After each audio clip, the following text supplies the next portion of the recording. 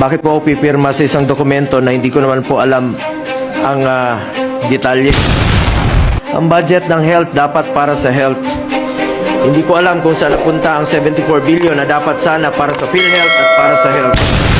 Kung I want to manifest my strong reservation on some of the provisions of the bicameral conference committee report, which I personally find unacceptable. I did not also sign the BICAM report because details of the reconciled budget were not available earlier. This is also in line in support of the manifestation of Senator De La Rosa during the opening of the BICAM to give the members time to review prior to signing. Bakit po ako pipirma sa isang dokumento na hindi ko naman po alam ang detalye? First, I am saddened by the zero budget given to PhilHealth. As chairman of the Committee on Health, advocacy ko po ang health.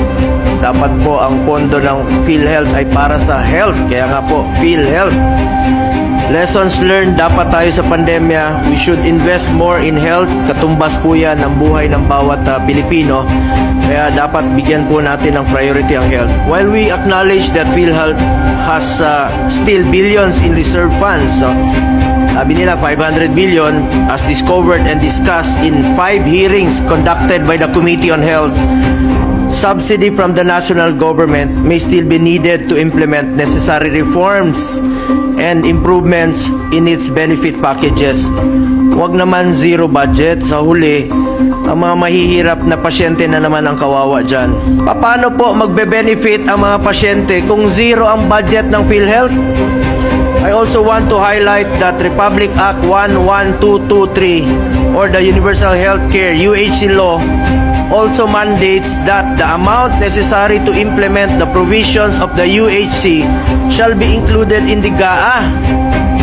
Ito po yung nakolekta noong 2023. Dapat po ay nakalaan po ito para sa 2025 and shall be appropriated under the DOH and the national government subsidy to PhilHealth. May pinanggalingan na po yan tulad ng sin tax collections na dapat ay para sa implementation po ng UHC. Nasa batas po yan. At dapat sana kung ano ang budget na nawala sa PhilHealth, dapat sana ay mapunta sana sa health. Ang budget ng health dapat para sa health. Hindi ko alam kung saan napunta ang 74 billion na dapat sana para sa PhilHealth at para sa health.